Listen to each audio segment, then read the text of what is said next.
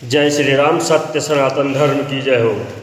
मैं अपने सभी सनातनी भाइयों को बताना चाहूँगा, गणेश विसर्जन से जुड़ी मैं जानकारी देना चाहूँगा कि ये जो गणेश जी का 10 दिन लोग जो घर पे रखते हैं, उसके बाद नदी में प्रवाह करते हैं और तालाब में प्रवाह करते हैं, वो कहीं कहाँ तक सही है, कहाँ तक गलत है, और ये कहाँ से प्रारंभ हुआ गणेश मूर्ति स्थापना का और गणेश विसर्जन का प्रचलन कहाँ से शुरू हुआ। तो महर्षि वेद व्यास जी ने श्री गणेश जी से कहा कि महाभारत लिखने के लिए कहा, तो गणेश भगवान जी ने कहा कि गणेश भगवान जी ने भी एक शर्त रखी कि जब तक मैं महाभारत लिखता हूँ तब तक आपको निरंतर इसका पाठ करना होगा। तो वेद व्यास जी मान गए और उन्होंने अपना पाठ, महाभारत का पाठ निरंतर पढ़ना चालू कर दिया।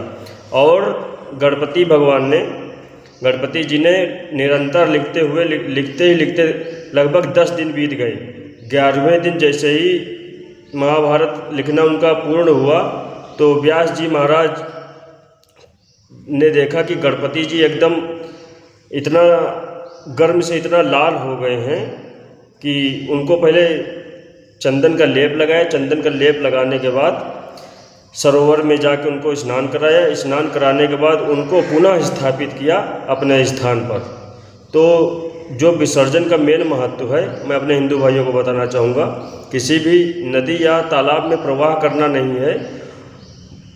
वो गणपति भगवान को प्रवाह करना कोई ये कार्य उत्तम नहीं है।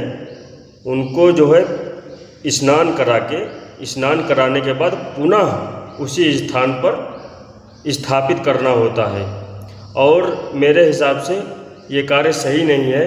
तो मैं अपने सभी हिंदू भाइयों को बताना चाहूँगा कि 10 दिन तो आप अपने घर में रखते हैं मूर्तियाँ, उसके बाद 11वें दिन आप नदी या किसी तालाब में डाल देते हैं, तो ये उचित नहीं है। आप लोग बहुत बड़ी बड़ी मूर्तियाँ रखते हैं, उसको बाद में मिट्टी की मूर्ति समझ के डाल देते, तो ऐसा सही नहीं होगा। भगवान की मूर्ति को किसी देव स्थान पे स्थापित करें, किसी नदी नाले में या किसी तालाब में ना डालें। मेरी गुजारिश सभी हिंदू सनातनी भाइयों से। जय श्री राम। सत्य सनातन धर्म की जय हो।